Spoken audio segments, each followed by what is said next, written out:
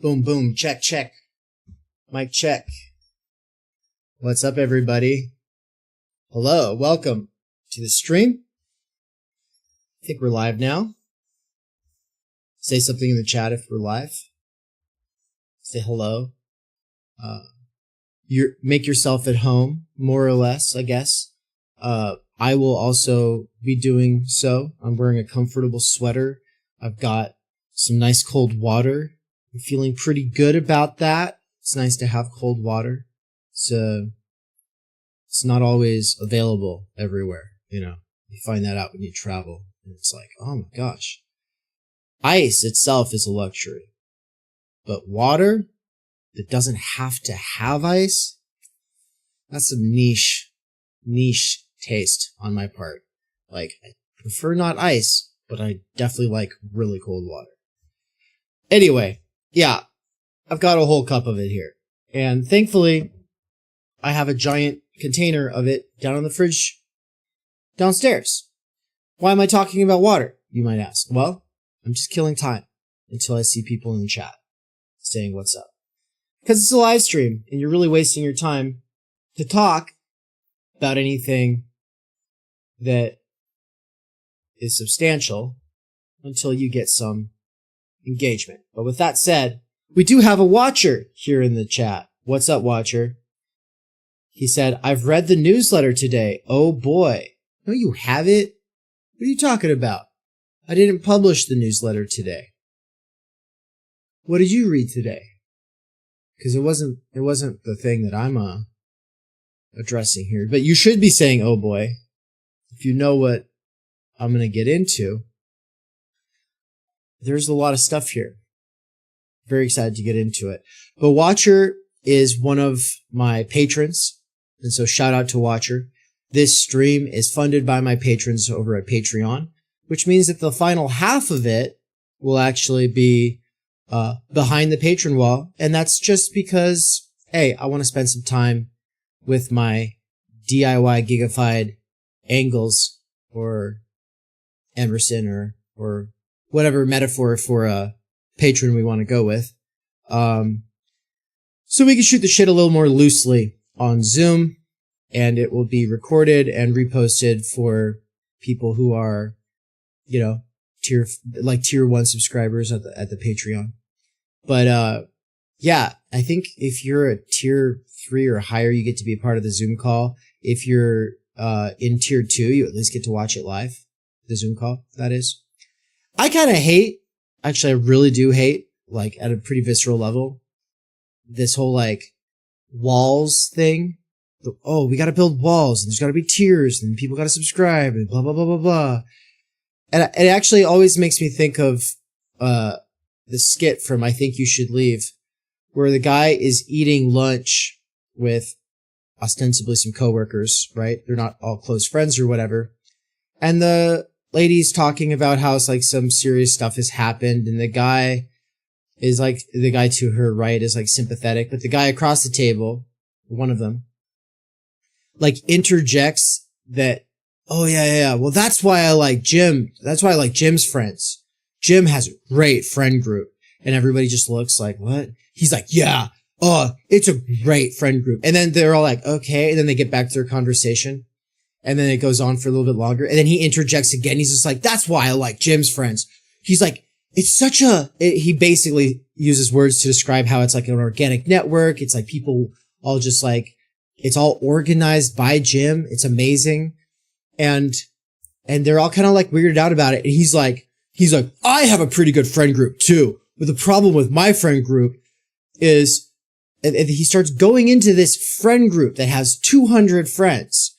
But the problem with it is that he has to pay for it, and that he got in trouble. And they ask, well, why'd you get in trouble? And it's because he went to, so he has to pay more for his friend group because he was being too rowdy at a gathering. And they're like, what did you do? And he was like, oh, I thought it'd be really funny to like, I don't know. He was like going all crazy in the pool or something like that. I don't remember everything from this skit. The point of it was, this dude's paying for his friend group, right? And then you see this guy come walking down the sidewalk, and the camera like zooms in on him. It's all, like, whoops, something's happening. And the guy's wearing like this oversized suit. And of course, it's Tim Robinson. If you don't know about Tim Robinson, my God, get on it. But anyway, Tim Robinson's walking up with his giant. He's like, hey, and he's like calling him out, challenging him, his friend, right? He said, come here, and like, of course, the friend who's talking about how he pays to be in this group, he's like, oh shit. And he's like hiding his hamburger and sticking fries into his pocket. It's like, what?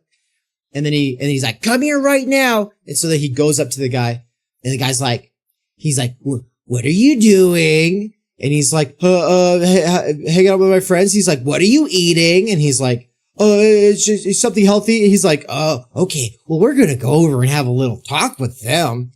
And basically, he's also like, in trouble. This guy who pays to be in the friend group, he's in trouble because he attended too many of the gatherings that week for the tier that he's at. I feel like this is, like almost everything with that show, a perfect example of this creating walls that are tiered off for subscribers effect that is happening across the internet. But also, I mean, it's the model that the gym that I have a membership to like uses, right? It's also the model that my jujitsu gym uses. It's also the model that a lot of things use. It's the subscription approach, and it makes sense at a certain level. It makes sense because, well, you can either sell a product and a person can buy that product, and then you're going to be constantly focused on creating products, or you can kind of create some kind of a space, some kind of activity, some kind of events, some kind of service, and it's that and a membership to that. So part of the person's identity with that you're ultimately selling as a subscription. And the reason that makes more sense is because people, they might buy a product and then for like another month, they don't need that product. But when it comes to your identity, like even if you don't show up to the gym, you have a membership. You are a part of it. Even if you don't go to church that Sunday, well, nonetheless, you are a part of that church. You're still going to pay 10% of your income as a tithe because it's a fundamental part of your life. Welcome, Terrence. Good to see you, man. And so I mean, it makes sense as a business model. I get why people do it. I also get why things have to be tiered off. Not everybody wants, to dive in as deep into the deep end. And the people who do dive in a lot more into the deep end, and get involved with a lot more things require more time and energy. And of course, the closest thing we have to time and energy in this society is money. Money's like some kind of a substitute for it. It's also working for it and putting ourselves on the market, in pursuit of it. That makes it so that we don't have time energy. We just have, ourselves as embodied labor power. And the rest of our lives are energy without time or time without energy. Right. And so that whole, skit and my stomach being all tied up in knots over the tier system, is just to say, yeah, I'm doing it anyway. I'm being a realist about capital, not a capital realist. And so what does that mean? For me, it basically means coming to terms with the fact that, yeah, I have to get money somewhere, and it's best that I get it from this. And insofar as I get it from this, then I'm going to want, to make it so that the people who want a lot more put their money where their mouth is, right? Because otherwise you'll have a bunch of loiterers, people who are pretty much just hang out because they're bored. And I'm not looking for bored people. I'm looking for serious people who want to apply themselves to these courses, to these ongoing seminars, to this research, to the whole conversation. And then, of course, like some of them are, they're not extracurricular, but, some, like, they're not courses either. Some of the things that go on, some of these social groups at Theory Underground, like the, Club Espanol or French Club or the film club, all of those kinds of things are like bonuses, right? But for some people, they could only get involved with one thing. By the way, someone just liked this video. Thank you very much. I saw that. Good job being the first person to like it. Let me push a button just for you. I would implore everyone else to like it because this did just go live, and if we can get the likes up to, I don't know, like 10 in the next few minutes, that would probably be really good for the algorithm and all of that. So let's see. Watcher said that I traveled to Arrakis. Hope it was a spicy trip. It's a Beatles reference? I've read the news today. Oh boy. Oh, okay. You read the news today. Oh boy. That's the Beatles reference. And Arrakis? What did I say that made you think of Arrakis? But yeah, the new Dune, pretty decent flick. I mean, it was fun, right? You just blasted the ear of a migraine earlier to thank me. Yeah, well, if it's too loud, you could say something about that, and then I'll do something about it. But, anyway, let me actually see. Is it easy to fix that if it is too loud? What about this? Is this too loud? Is that even quieter at all? Okay, I'm going to turn it way down. Let's do it one more time. Oh, hold on. It's got to process for a second here. There we go. That's a lot quieter, right? Is that better? I'm not trying to blast the ears of the migrainer. Sorry about that, Kevin. All right. He says, it's okay. I have a small sense of humor. It's best to keep it small. Otherwise, you're that guy. Don't be that guy. We make rules about that guy. Well, all right. I feel like we've killed enough time. Everyone who's here is going to be here. Everyone who gets here late can catch up, right? So, I'm going to be going over some of the things. Really excited about this. By the way, is my lip sync okay? Like, or is it off? So, for instance, like really quick, I meant to do this before, but, you know, is the audio to video lip sync good? Does it seem off? Sync good, Terrence said. All right, let's get to it then. All right, time for an update, everybody. So there's a lot of things going on at Theory Underground. A lot of things have happened, and I'm hoping you will all be able to help me remember some of the things that have happened if I forget, because I, as you'll soon hear me explain, I'm having trouble keeping track of everything because there's so much going on. But here, I'm gonna link this video really quick into the Discord. Tell everyone to get in here. All right, so let's see. Summoning all of everyone.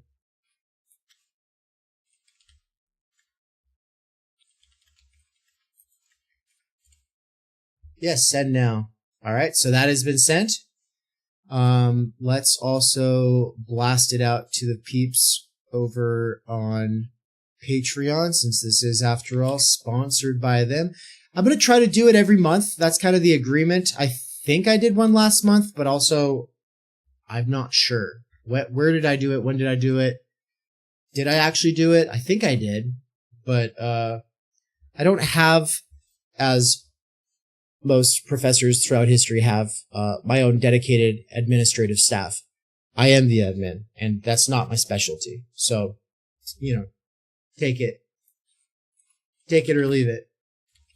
We're live now. Okay, I just went ahead and blasted out that we're live now to everyone on the Patreon side.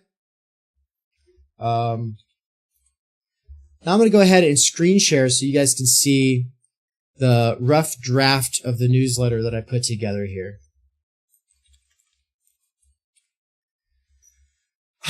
And when I say it's a rough draft, it's like, well, there's a couple of reasons it's got to be a rough draft. And you'll see what those reasons are here in a sec. Okay. So, without any further ado, let's put the screen up for you all. Where is the screen, guys? Let's see. That'll do. Okay. Let's see if this works. Oh, there we go.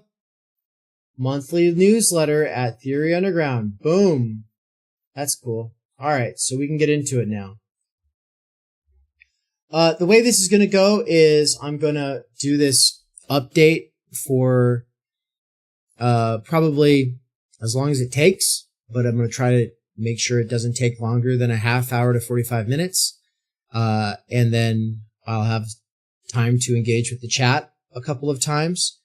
And then we'll go to the patron only side, which also, if you are a subscriber at Theory Underground, I'm going to open it up to subscribers as well. Sometimes I share subscriber only content with my patrons. Sometimes I share patron only content with my subscribers. So, back and forth, there's got to be a little bit of that because I appreciate all of you guys. Okay. Let's see. Can I make this bigger for you all? Make it easier to read. Yeah. Now it's bigger. Yeah, there we go. All right. Monthly newsletter at Theory Underground. Platform transition. European tour. 2024 publishing. TUCon 2024. Mikey's first book. New Epic Marathon livestream announcement. And so much more. Welcome back. A lot has happened. The goal of a newsletter is to get everyone on the same page or in the loop. The problem with that is, hold on. Here's the rough outline of what you'll find here. 0. A preamble from yours truly with the announcement of a potential tragedy. 1. Epic stuff you may have missed. 2. Epic stuff that is happening soon. 3. Epic failures on my part. Self-criticism, I guess. 4. A celebration of what's been published on Theory Underground's YouTube, podcast, and Substack recently. And 5. Ways you can get involved. Let's get to it. Okay. That had to be inserted for those who don't want to read prose, or wish to jump to some specific part. But for those of you who like to read, I'll continue writing. The issue is that there's no way to keep everyone in the loop. There is no way to get everyone on the same page. No metaphor of shared understanding is going to cut it, because we're all spread out across different mediums, and the fact is I don't even know all the stuff I'm doing. As the line from 2 Timothy goes, the left hand knows not what the right hand doeth. Except that's about doing good works and not taking pride in what you do, because as soon as you start paying attention to your righteous deeds, you're going to become prideful and arrogant. In my case, the left hand knows not what the right hand doeth, because I've got virtual octopus arms juggling a million things, and if I pay attention too closely to what's going on, everything starts to fall apart. Like how I accidentally deleted the forums at Theory Underground. Yep, that happened. Should be okay for reasons I'll get into, but yeah, yikes. And I'll get into that below, but that is something that really freaked me out yesterday and caused me to spend a lot of time with technical support over on my hosting side. We'll get into it. It's not just the facticity of my split subjectivity. There's simply too much. By the time I was quitting Amazon last month, I knew that the backlog of admin work was unsustainable. I had fallen behind on everything. I'm going to go ahead and write that. That was part of the reason I needed to quit when I did. It wasn't as simple as saying, yay, look, now I have enough income from Theory Underground to replace Amazon. If that was the case, it would have been like a party. But instead it was like, hey, everyone, by the way, I quit. And I was just like so busy. And I was so busy because the reason I quit was because I was so busy. And I didn't become less busy when I quit. It's like, oh, now I actually can get to the administrative work that I have to do, which is depressing. And you can only do so much of it before you burn out.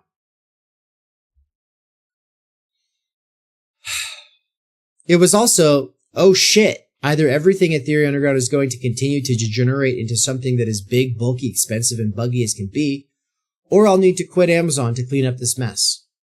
Cleaning up the mess of doing major restructuring and moving has involved the thing I wanted to eliminate the most, admin work, which would be one thing, but admin work on screens with the internet, that's another. Internet screens are not the same as other screens, and screens are not the same as paperwork. This much time spent online cripples my ability to focus on the things I care about. It fractures my attention and makes the cool, calm, and collected, energy-infused, reliable blocks of repeatable time I call time energy almost impossible. Instead, I get everything done via energy time. I have more on the introduction of this concept down below. That can get the job done, but it's ineffective in the long term. I feel like the narrator of Fight Club. Not Tyler Durden, but the guy who is trying to figure out what Tyler is up to. So I have the image of the narrator from Fight Club staring at the camera, holding his temples because he probably has a migraine as well. And in the most corny and cheap fashion ever, I just use the little draw tool to say, what the fuck has been going on?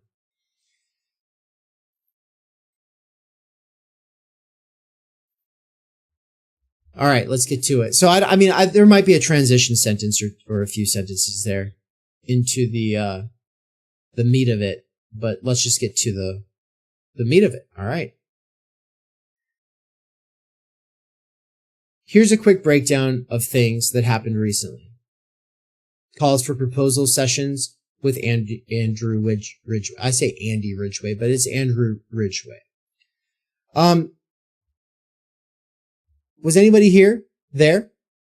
Shout out in the chat if you were present for the call for proposal session with Andrew Ridgway. This was something that was open to all subscribers, patrons, and former students, as well as ongoing students at Theory Underground. And I think we had, out of like, I don't know, that's only like 120 people tops.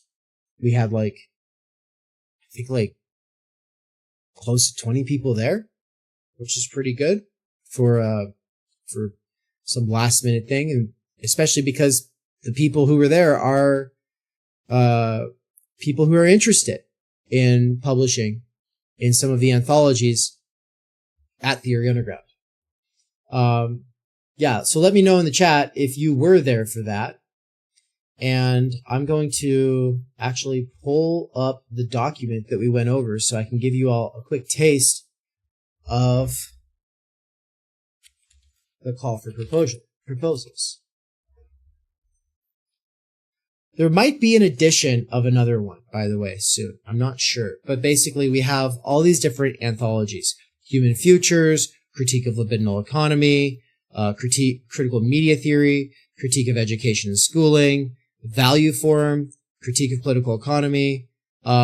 This one is the one that might break up into multiple volumes, depending on how many we get, because we're accepting stuff on the topic of realism about capital versus capitalist realism, pieces on that topic we're very interested in. But also, we're accepting submissions that seriously engage with or expand off of the ongoing debates around the labor theory of value versus value for Marxism. What is value and why does it matter? Marx, Heinrich, Baudrillard, etc.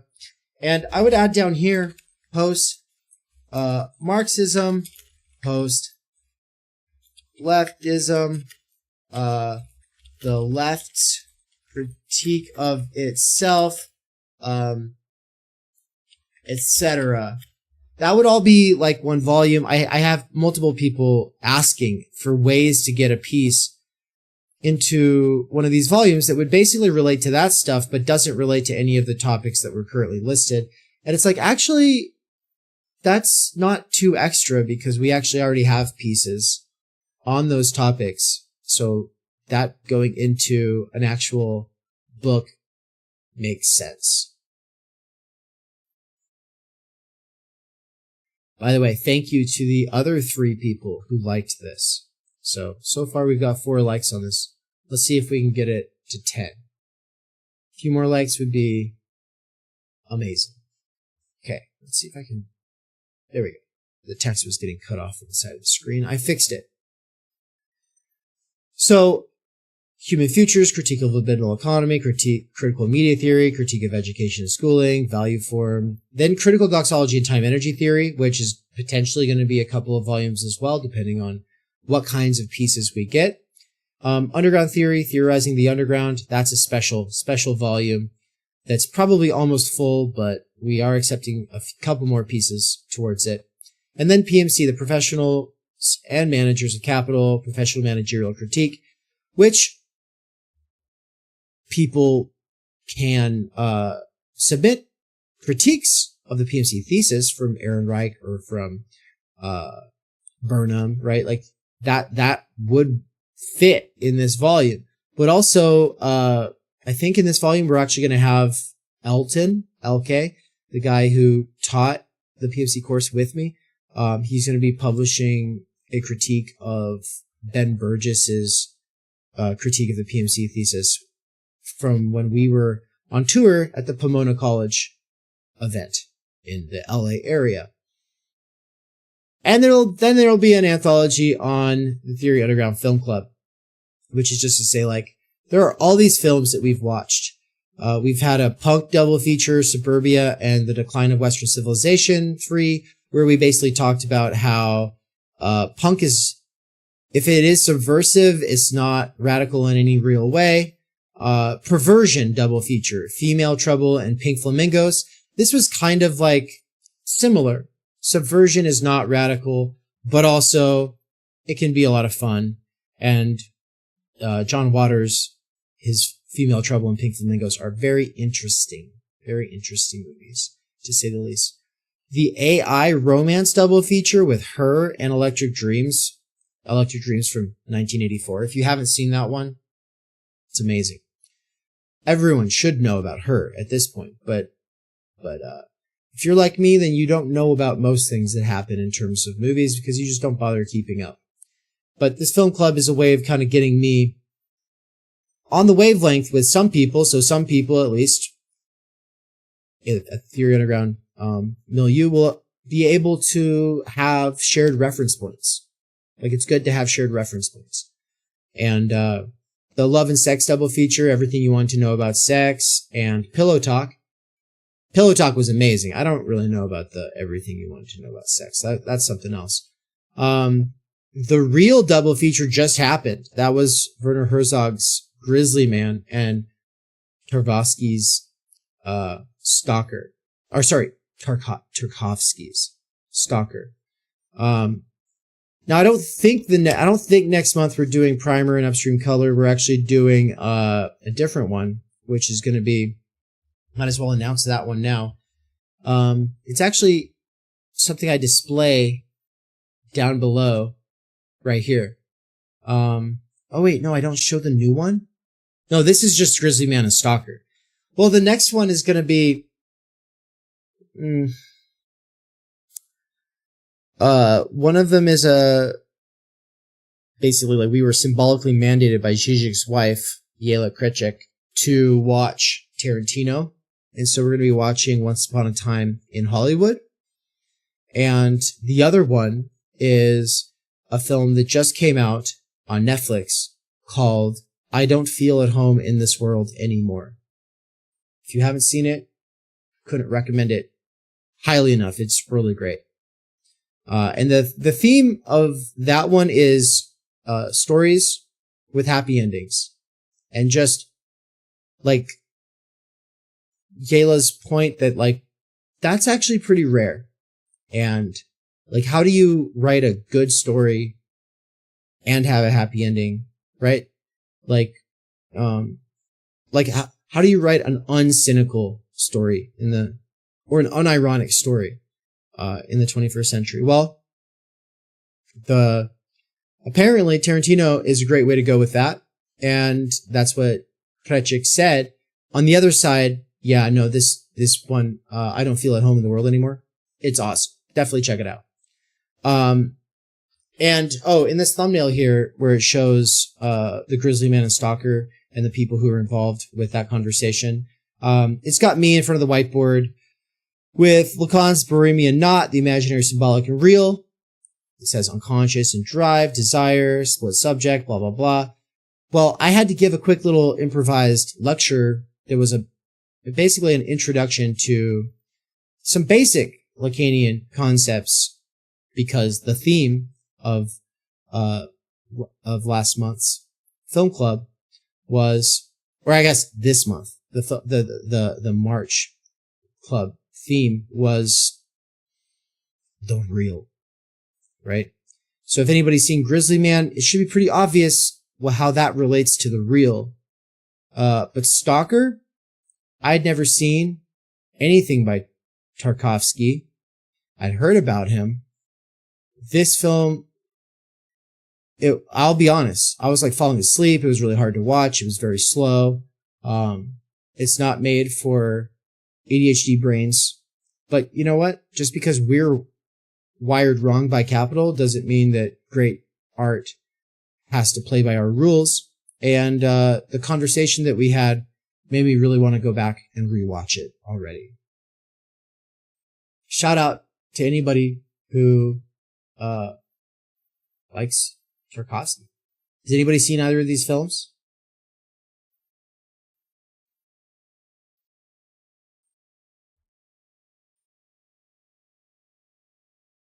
Oh my God.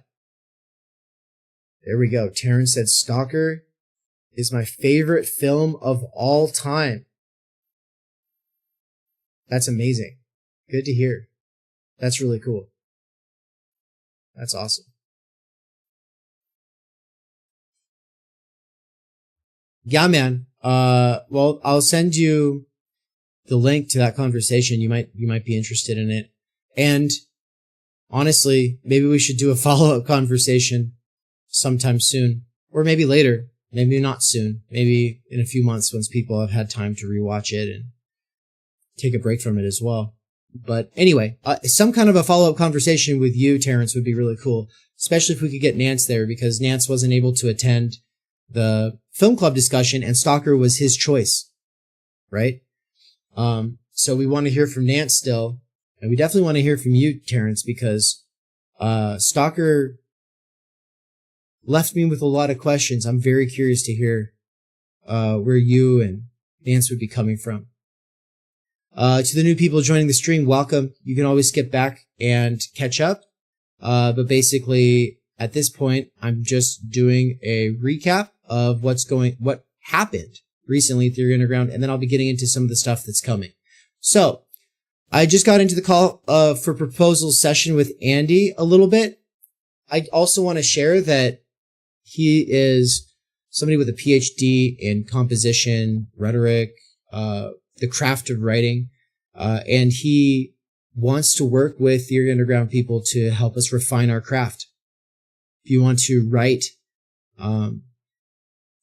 as a way of life, as a way of thinking, as a way of processing your thought, and a way of communicating with other people, if you want to become lethal in your writing, you're going to want to try to work with us, or at least Andy. So I'm having a conversation with him later today, and we're going to be figuring out a couple of things. The course he will be teaching at Theory Underground this year that will help people prepare for the conference and the anthologies if they're submitting pieces to that. But also the workshop that he'll be doing in a week or 2 or 3. We haven't pinned down the date yet. But sometime in April, he's going to be doing a proposal writing workshop. The proposals are for these different anthologies. Like I said, These anthologies are competitive. There's not a lot of space in them. These are going to be tiny little volumes, right? And the point of one of these volumes is that a person who reads it chapter to chapter across these different authors is going to get inducted into one of these fields, is going to get inducted into some of the key contradictions in these fields, is going to learn important concepts that they won't be able to think without, is going to want to come back and reread this book probably within the same year. And so we've got very high standards, and the selection criteria are, does the piece establish a convincing engagement with the subject matter? Milieu overseen, as in extra points if the piece engages with, follows up on, elaborates, or critiques pieces already published by Theory Underground or lecture courses at Theory Underground. Okay, so yeah, I can't tell you how many people keep reaching out to me, acting like individualist presentists. Oh yeah, here I have something I want to publish with you. Dude, I'm not just a publisher. Like, that is not the point. There are so many publishers out there. Just go to them. The point is that you make your piece actually relevant to what's going on at Theory Underground. You have to understand where we're coming from. You have to kind of understand what the courses had to say about the subject matter, so that even if you're disagreeing or doing your own thing, you draw it into relation. You make yourself intelligible through contrast and comparison. And if you can't do that, then Godspeed, my friend. And then the third criterion is that we publish on our time, which is basically just to say, we're going to get this right. Some of these volumes will be published this year. Others will be published towards the end of next year. And we're not publishing any of them before they are ready. And we're not going to be perfectionists about this. But we are going to make sure that these are banger-ass pieces. Each anthology is going to be fantastic. And by the way, Terrence, I don't know if you got the link. I do believe I sent it out through an email. But you'll want to check out the whole session we did with Andy and hear my explanation of each of these anthologies and consider which one you might want to contribute to. I could see you contributing to every single one of them, honestly. You have enough of a basis in the world of theory that you really could contribute to all of them. But I especially think, because I've heard that you do work in sci-fi, haven't looked into it yet, but I want to, you might want to do something with human futures, some kind of a counter to anti-humanism, transhumanism, posthumanism, or it doesn't have to be a counter, could be in defense of any one of those isms. But that is what that volume is for. But ultimately, that volume is going to be seriously engaged with the Intro to Nick Land course and the CCRU. We're not interested in pieces where someone's just like, oh, I'm thinking about the future, here's my piece. Like, that's great. But this volume is going to be expressly marketed towards people who are interested in the debates revolving around our human futures that come out of any kind of serious engagement with the CCRU. Mikey's upcoming book, by the way, which we're about to get to, does that as well in a pretty tremendous way.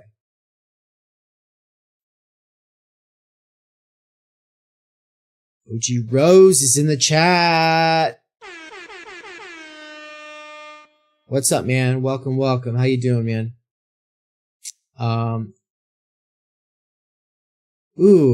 So Terrence said one should read the book on which Stalker was based. Roadside Picnic by the Tragatsky brothers. Cool, man. Yeah, that would be... I've wanted to read the book that it's based on ever since we had that conversation about Stalker. Because I felt like there's a lot going on in that film, and a lot of it, well, it seems like it would probably be well suited for literature. Yeah. Because the zone they are in is like, what? I want to read the author who was thinking about the zone in the first place, you know? Purple Flush, what's up? How's it going? Says, I've seen Stalker. It was slow, but I enjoyed it. But Tarkovsky has an even slower film. It's Solaris. That one took 2 sessions for me to finish. Oh, was Solaris Tarkovsky? OG Rose says, these updates are wonderful, and it makes me very happy that Agent Swarm is involved at Theory Underground. For real. Yeah, same here, man. 100%. Daniel says, love your work on Laruelle. He said that to Terrence. Terrence said that he's thinking about making a contribution to one of these anthologies. Awesome. And by the way, if you have something that's super relevant, that's on your blog, you can make it, adjust it slightly, like for volume, you know, you can do that. We're all about recycling. If it's relevant, it's relevant. And we don't want sole proprietary ownership over anything that anyone does. Daniel says, congratulations, Mikey. Very much looking forward to that book. Awesome. And Terrence said to Daniel, thanks. I admire your erudition and ease of expression. And Daniel said, oh, wow. Didn't know it was based on a book. Yeah, man. They were talking about that in our film club meeting. It's very interesting. I definitely want to check that out. Daniel said he'll read it. And thank you, Agent Swarm. I appreciate that. Yes, Terrence is outstanding on Laruelle. All right. Well, actually, you know what? The interview with Terrence officially went up on the channel, and that's something that belongs in the what's happened recently at Theory Underground. It's a very important conversation that took place here. If you guys haven't seen it yet, we had this amazing interview with Terrence, aka Agent Swarm.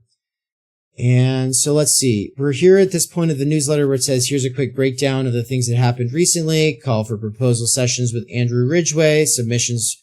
And then, by the way, submissions for the Theory Underground 2024 presentations and anthologies are due June 1st. Now, I think if you're not planning on going to the conference, there's the possibility that it would be June 15th, but I still have to nail down some details with Anne and Andy. So think of it as June 1st and let that kick your butt into action.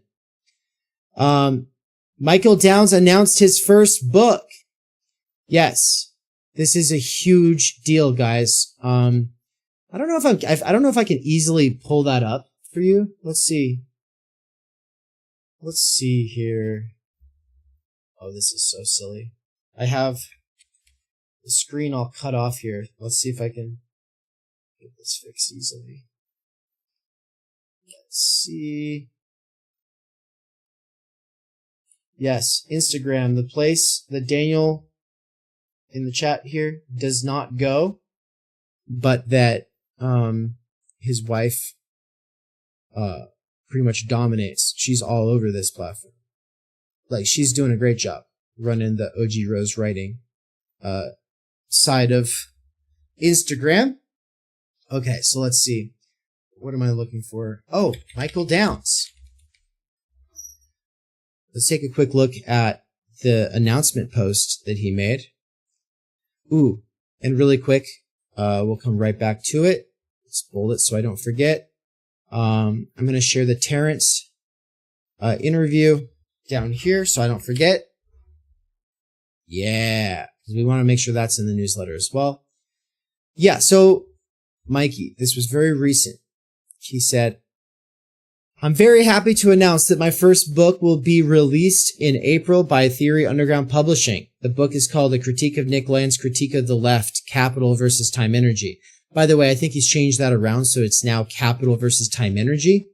A Critique of Nick Land's Critique of the Left. This was going to be my next blog post, but Dave Nance and Todd McGowan basically sat me down for an intellectual intervention and explained that it's completely insane for me to release what is essentially a book, one that's 80,000 words long. I mean, at this point, I think it's more like 100,000 words long, on my blog for free. Yeah, Mikey, it is not a good way to go. The fact that, see, he could just write it out and then he could just dump it onto his blog and then he could keep working. And he wanted to focus on getting all these different blog posts done before he put out his main book. And he had like this little book he was going to put out before his main book, but he had it all figured out and he was pretty much committed to that agenda. But considering the fact that each of the blog posts he's been working on for the last year and a half has turned into something that is anywhere between 80,000 and 350,000 words long, I'm sorry, that's a bunch of books. And putting your books up for free on a blog is maybe nice or heroic in like some sort of a sense, but also it's pure death drive because it's a way of undermining people taking the book seriously. It's not because people don't take blog posts seriously. I think Mikey and Terrence have proven that wrong. But the point is when it's that long, no one's going to scroll their phone for that long. And then they'll lose their place. And so, no, people will, if they see a blog post that is that long, they're not going to read it. But if they hold in their hands a book that's only like, 125 pages long, they go, oh, wow, that's a nice little sized book. That's doable, right? And so breaking it up into smaller pieces makes it more digestible. Not saying that the OG Rose crowd could take a note from that. Like take a tip from that. Like the Belonging Again books are like this. Like they're like this book. They're huge. Belonging Again 1. Belonging Again 2. 1. Belonging Again 2. 2. It's like, oh my God, guys. Listen, you two. That's a lot of writing. You could have, if you're putting out books the size of Byung-Chul Han, then there'd be like, you'd have like, I don't know, like 100 of these slim little books now, Not saying you should do that, but I'm just putting it out there. The nice thing is when you're self-publishing, you can always republish in any ways you want to. So I do take a lot of inspiration from how Daniel is, and I'm assuming also Michelle, are serially publishing their, like pieces of their books on Substack. Something that I started doing very recently. So anyway, back to reading Mikey. He says, the reason I was hesitant is just because I wanted my first book to be the main book I've been working on for 6 years now. However, Dave, Nance, and Todd made a whole lot of sense. It's time for me to release an actual book, and so that's exactly what I'm going to do. And yes, the book is primarily about Nick Land, and it's also about so much more. Zizek, Lacan, Marx, Fisher, Moldbug, Time Energy, Bitcoin, Capital, Feral Children, Artificial Intelligence, Neo-reactionary ideology, cyborgization, racism, language, the brain, depression, the left. And I would add to all of that, his introduction to Kant. Like he's got a quick crash course into Kant, in that book that is also like on its own worthwhile. He finishes by saying, we still have some editing to do, and the cover has to get made, but we think we'll have the book for sale on Amazon in early April. Can't wait! Amazing. Amazing. Oh, actually. Amazing. Amazing. There we go. And while we're at it, I'm going to screenshot that clip, and post that into below the announcement here in the newsletter. Yeah. That should do it. Yeah. Good job. Okay. The other thing that I want to screenshot from his Instagram is, what was it? Oh yeah, look at this. Zizek coming out of a cake. Yeah, I guess my update about Zizek is that he is super overwhelmed, sick, tired, old, all the things he always says. And so people are saying, oh, how are you going to collaborate with him? What's going on in Europe? What are you going to do with Zizek? Considering the fact that his name is on both of these books. And my answer is, I don't know, guys. It seems like nothing. I was really excited to go to Ljubljana to interview him for a documentary project, but he's probably not going to be able to make it work. And I was like, well, you're still doing stuff though, right? Like, blah, blah, blah, blah, blah. He's just like, no, I cannot add anything. So basically he is just completely booked out. Or he was hoping that by collaborating on these two editions or these two volumes, he was hoping that we would, be satisfied and leave him alone. Who knows? Whatever. He wrote a very, very, supportive and amazing, forward to my book, and, his submission to Underground Theory basically made it happen. If he didn't do that, it wouldn't have catalyzed our publishing the way that it did. Or really our whole approach, which is that we're not a normal publisher. We're not looking to publish people. We're not looking to make big books. We're not looking to promote the left. We're not looking to do anything that you see at any of these publishers we get compared to. We're doing something a lot closer to what you see Cadell Last doing over at Philosophy Portal, which is just like, look, this is a way of featuring the work going on at Theory Underground.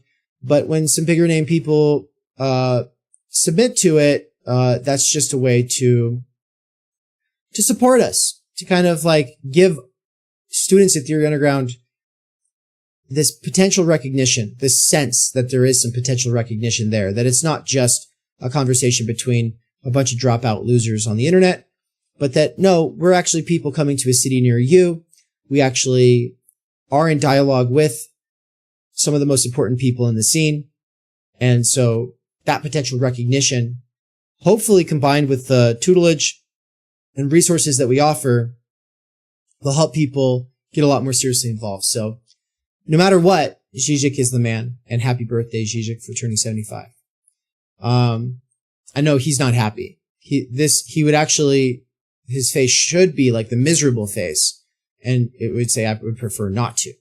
I guess him coming out of this cake, it says eat me, which is kind of like Zizek, but yeah, no, recently he said he's still alive, unfortunately. So, I expect I'll be grumpy as well at that age. I'll be like, but he's still nice. He's still a very, very nice man for how put off he is with still being alive. The other thing that I have to mention is that, Strange Exiles podcast published an episode with me and Mikey. This is, an hour and 55 minutes. It's episode 23 of season 2 of Strange Exiles. Bram is the guy that does Strange Exiles. I absolutely love this man.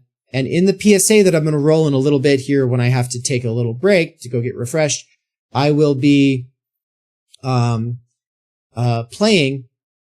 a clip of Bram. He's the one with the Scottish accent talking about, me. He says, picture this, and so pay attention to the PSA when I roll it and you'll know what I'm talking about.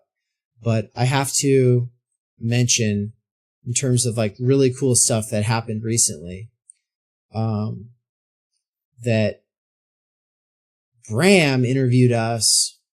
So I'll just put this here.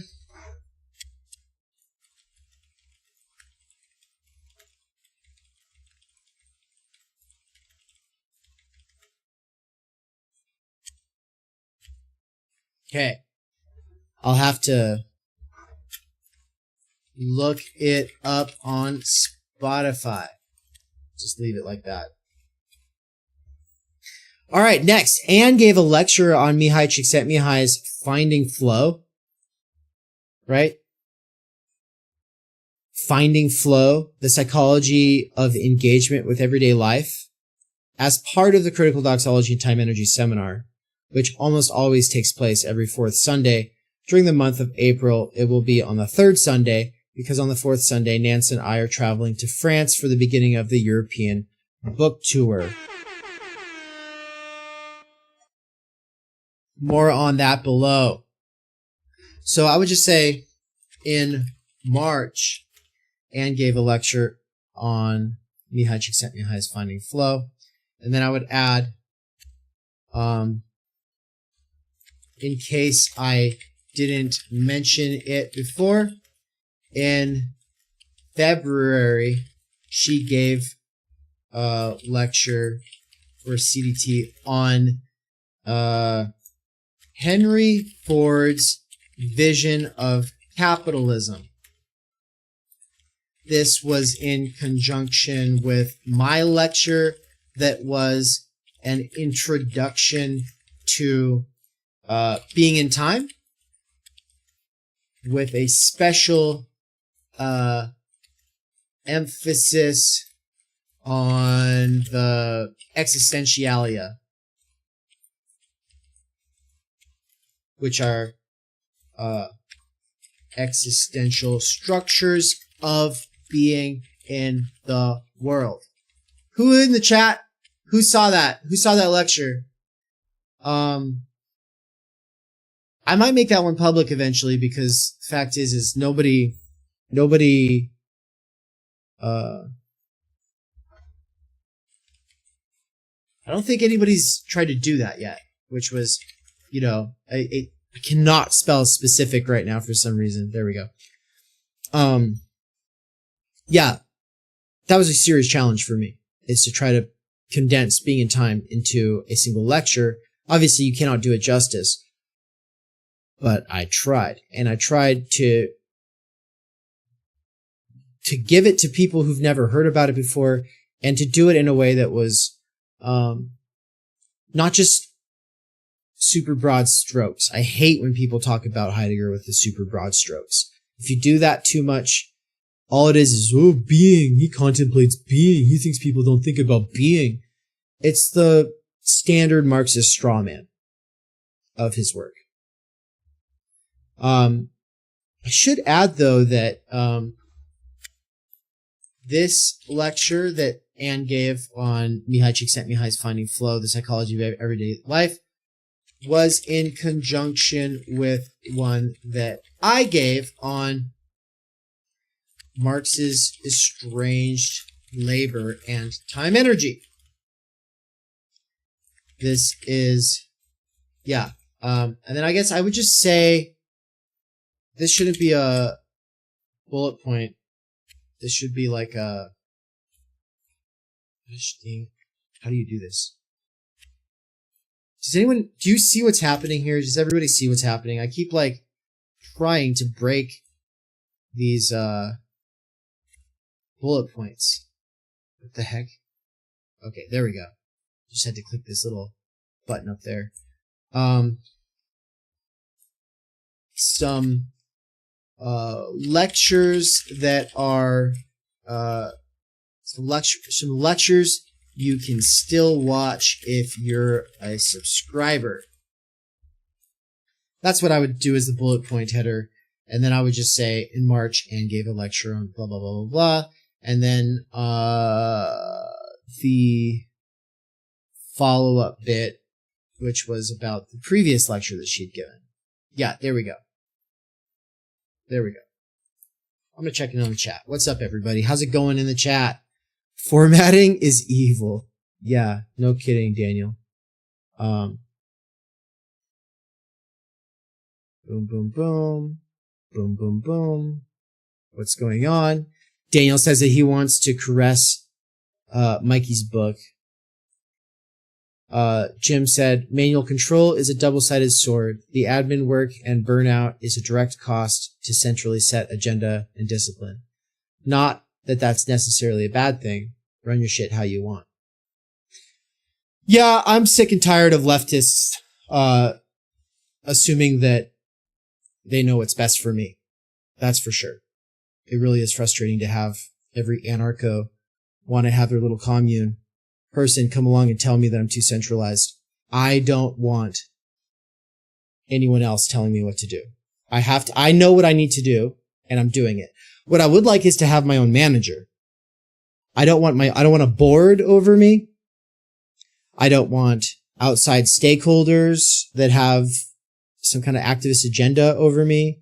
I don't want, there's a lot of things I don't want, like I have to have like the central command control thing going on. But like, no, if I had the money though, my God, I would just pay an actual manager. That's what I would do. And, potentially some real programmers. It's like, I have the vision for it, but it's too complicated to lay out for an audience. And that's nobody's business, because that's all stuff that should happen on the back end. For you all, it should just be the seamless user interface and experience that prioritizes the learning and isn't like this glitchy, glutty, bulky piece of shit, which is kind of what it has been.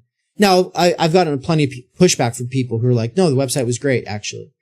Well, there were significant issues with it that we'll get into a little bit. I won't get into it too much, but take it from me. There's a lot you can't see on the back end. And it shouldn't be that difficult. It should, and I think that Jim, who is the one talking about manual control, Jim's project, I believe, is the kind of project that would seek to empower creators and professors to do their work and connect with audiences in a way that's not commodified. So it's definitely important thinking. It's important thinking. Daniel says, yeah, he wants to hold down Mikey's book and caress it. You're going to really want to when you see it. It's going to be a nice little volume. Yo, what's up? Acid Left is in the chat and said, looking forward to this book. Thanks, man. Yeah, me too. Daniel said, you don't like one, then 2.1, then 2.2, then 2.2.1a, then 2.2.369830333. No, I don't. I don't like that at all. Odd. He said, I figure we'll use hieroglyphs at some point. Become what is the Deleuzian Guattarian? Become imperceptible. That's what you're doing. You're becoming imperceptible. If you hold up your books and it's like 4 books, but it is like 2.5 feet, in width, well, you might be imperceptible at that point. Daniel says, I hope Zizek feels better. Yeah, man. The Acid Left, I'm assuming this is Mike. What's up, Mike? He says, you get final tour dates yet? Basically. And we'll be going over those in a minute. Yeah. Daniel says, happy birthday, Zizek. Thank you for everything. And Terrence said, by the way, you have a great introduction to the interview with me. Thanks, Terrence. I'm glad you liked that. Yeah, everybody. Did you hear it? Here, check it out. What's up, everybody? Wait a minute. This is not the right one. Hold on. It's this one. The year is 1980. A young man leaves everything he knows in Australia in search of meaning on the other side of the world. In Paris, France, he falls in love with the language, culture, and emerging radical, what some have taken to calling postmodern, theory of the French intelligentsia. His time running out and hoping to return for a longer stay, he asks Lyotard to write him a letter of recommendation. Lyotard does him this favor, making it so that our young man is able to win a highly coveted scholarship that pays for his return to study French and live in Paris indefinitely. While there, he gains fluency in the language, takes classes from Guy Deleuze for 7 years, and sits in on lectures from other notable figures, including Michel Foucault. The young man from our story grows up to be an author, translator, and now French language tutor at Theory Underground. His name is Terrence Blake, author of the Agent Swarm blog and YouTube channel. Mr. Blake has written, spoken, and translated French now for the last 40 years. About 6 years ago, Mr. Blake joined the Theory Underground platform, where he has been binging past... Did I say 6 years ago? Did I seriously say 6 years ago? Oops. I meant 6 months ago. Theory Underground has not been around that long. Oops. Anyway, that's what Terrence is referring to, is that introduction. And I told Bram from Strange Exiles that I was taking a note out of his book with that, because he did something similar for the interview with me and Mikey. Daniel said that Anne did a great job with her lecture on Csikszentmihalyi and flow, and that he said Bernard and I would discuss Creativity by Mihaly often. That's my favorite of his. By the way, Daniel, let me know if I should know who Bernard is. And then Terrence said, the Finding Flow lecture was very interesting, as was the Henry Ford lecture, and so was the Being in Time lecture. Thank you. Thank you. Yeah, I think Anne does an amazing job. I love doing stuff with her. Like, our co-teaching stuff is, like, probably the coolest thing going on at Theory Underground. Let's be honest. Daniel said, formatting is evil. Terrence said, I think the stuff on Estranged Labor and Marx and Time Energy should be developed further. Oh, it is. It is. But in what ways do you think? Daniel says, I have so many random spaces appear in documents that I want to scream. I really like that combination of flow with Estranged Labor. Yeah, man. Made me think of Kafka a bit, as I spoke with Pei on. Kafka is a description of oppression through estrangement via direct force, like Orwell. I like Kafka and Illich together. I'll have to leave for work in 15 minutes, but this has been great. Thinking new business organization structure is important. Been speaking with Buwens on that, but much more to do. Imperceptible. That's all Daniel. So that was all Daniel there. Mike said, yeah, it's me, Mike. Daniel said, how I love that intro. It was great. Terrence said, this intro makes me the oldest member of TU, enrolling 6 years ago. It's true. Daniel says, friend of mine. He's incredible spoken word poet. Absolutely incredible. Look up also his TED Talk, Bernard Hankins. Cool, man. Yeah, thanks for the recommendation. I try to avoid spoken word poets to the best of my ability, but not because I dislike them as human beings. I just don't know what it is about spoken word poetry scenes, but I frequented a couple like just long enough to be like, it's not for me. But I think poetry people are always really cool, and I like what's going on over in New Jersey with the Poetry Renaissance, with the Poetry Renaissance guys, Rucci and the rest of them. If you guys don't know about all that, it's happening. They've got like this crazy poetry scene right now. Like 30 to 50 people show up at these like events, and they do this in bars. They do this like everywhere. They'll have like multiple events per week. They're doing a national tour that's going to go to like 50 different cities right now. It's crazy. Poetry Underground gets to have way more of a lively culture than the underground theory scene, because underground theory people are generally speaking, less amenable to the kind of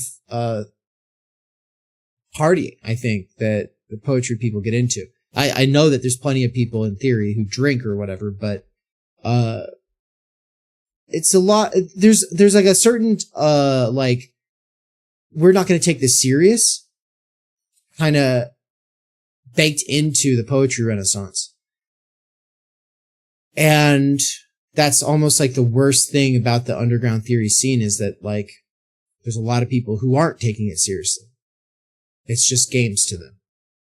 And it's like, yeah, it's a craft. It's something we take seriously, and it's very difficult. And there's a lot of posers who are content to drop names and use jargon and not really wrestle with concepts or apply them or live them, right? And so going from scene to milieu then is the task. And maybe some degree of partying is necessary for that. Obviously some kind of socializing is.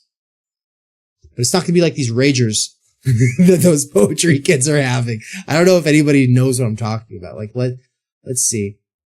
If I just do a search, let's see can I pull up Damien Rucci. Here we go. Let's pull up this other screen here. These guys. This is Damien. We met him actually, when we were on tour. We met up with him. He's like the kingpin. Look at all these guys. Look at them all. Having a good old time.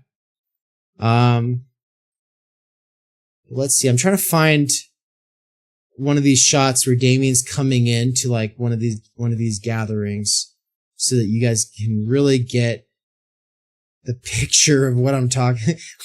He's just a fun guy, man. Look at that. Yeah.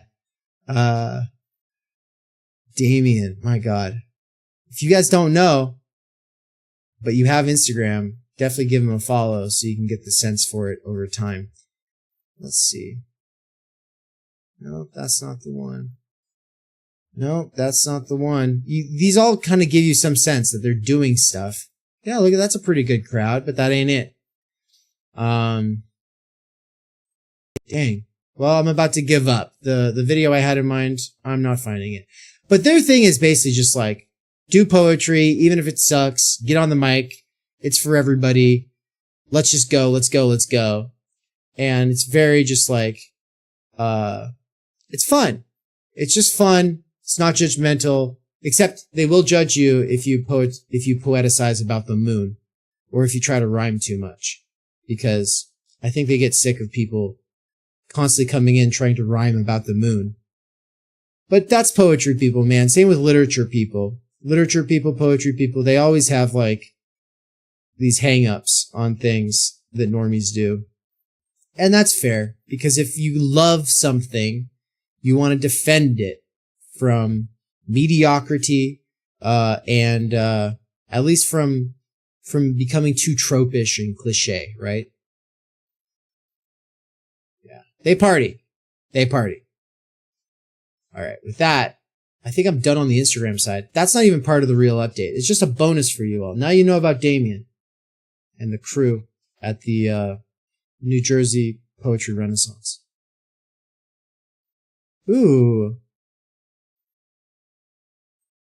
So Daniel says, well, he shared his website. So first of all, thank you for sharing the website for Bernard Hankins. He said, we actually discussed the problem with most poetry scenes, so don't disagree. A major problem in creative writing worlds, literature and philosophy are facing similar troubles, stuck as scenes. Yeah, it's because people want to hang out and they don't want to seriously read, right? They're smartphone addicts. Reading's not on the agenda. And reading's kind of like a prerequisite for writing, so you know, everyone gets screwed. All right. So anyway, yeah, good shit. So, also I recorded a special episode of Workers of Amazon. This time it is an interview with Anne. It hasn't been uploaded yet because I'm still trying to get the podcast set up on Spotify. Someone in the chat could double check to see if Workers of Amazon is on Spotify right now. But as of like 24 hours ago, it wasn't. I did some things that might have made it so that now it is. I'm just not sure. I don't think it's on Spotify yet. Have a good one, Daniel. Take care, man. Yeah. And then we had an amazing conversation about Grizzly Man and Stalker, but we already talked about that. All right. Now this is the really controversial thing. This is where it gets a little into the deep end here.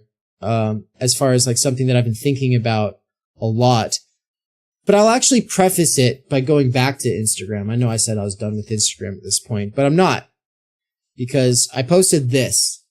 which I'm going to go ahead and try to make more visible because right now it's hidden behind me on the screen here.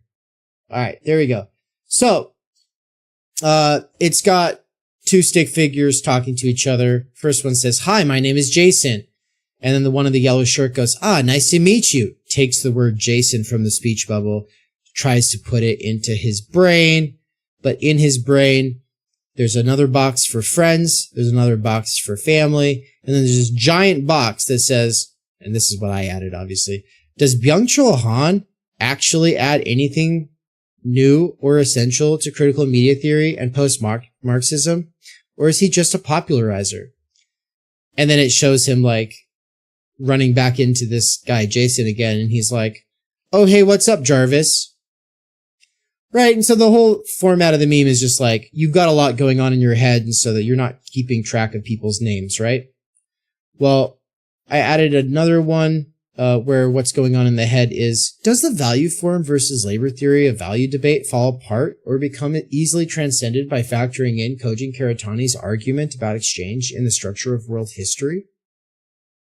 "Oh, hey, what's up, Jarvis?" Or this one says, "Everyone wants to act like Levinas is reducible to what Judith fucking Butler has turned him into, or like his best points were made better by Deleuze or Lacan, or even Hegel, when it is obvious his most profound ideas, when it is obvious nobody has really sat with any of his most profound ideas. How to sell people on his work without oversimplifying it or making it too abstract. Oh, hey, what's up, Jarvis?" And this is, in terms of like stuff that happened that people need to know, the Emmanuel Levinas course got pushed off. So I'm going to actually go ahead and add that.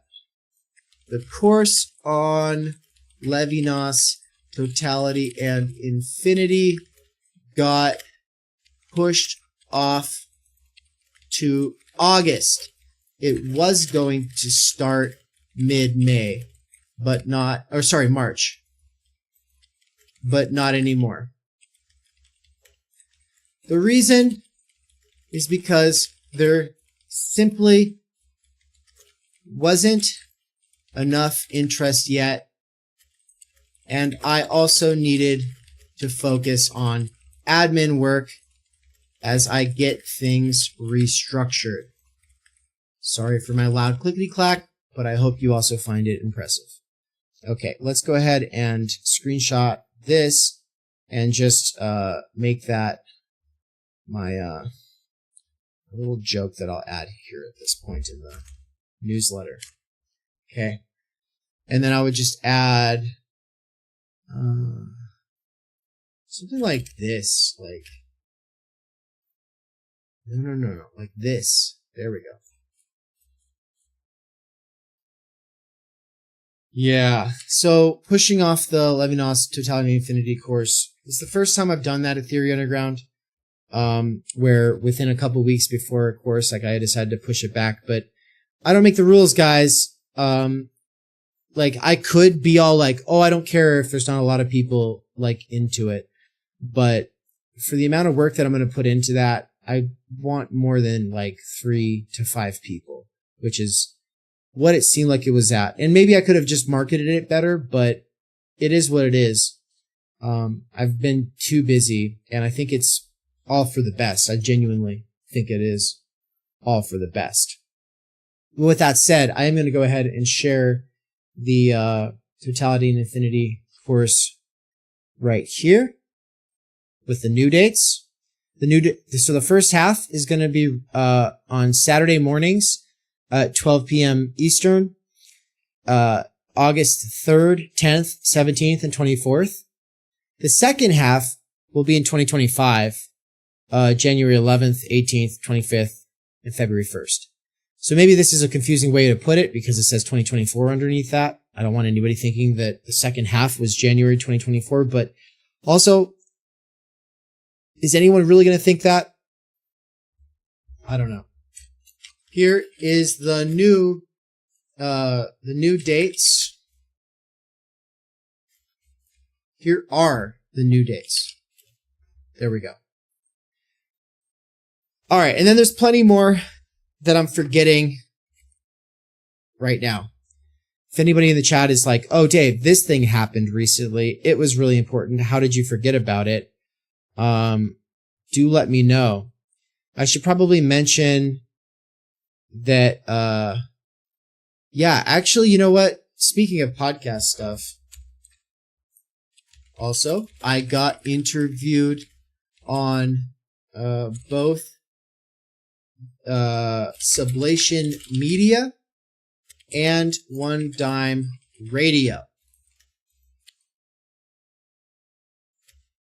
You can see those here. And then I think I'm just going to attach a playlist that I need to make here.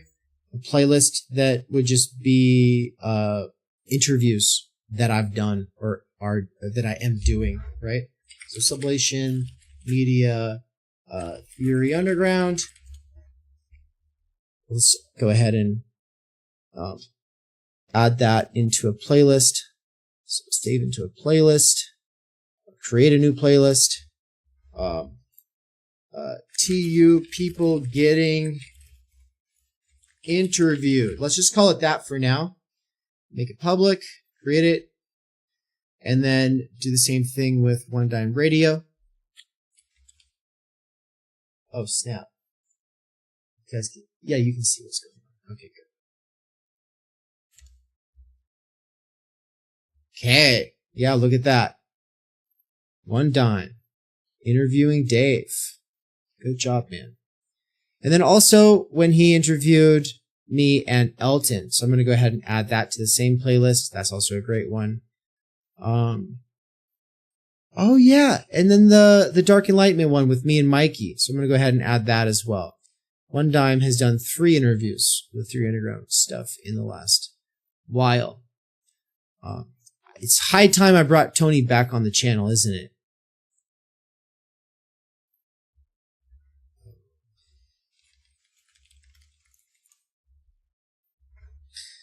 All right. So with that said, is there any other interviews that have happened with Theory Underground recently? I think the only other one that comes to mind in the moment would be Cadell Last Philosophy Portal. And Bram's Strange Exile, sadly, is not on YouTube. So it's not going to be in this playlist, but that's fine.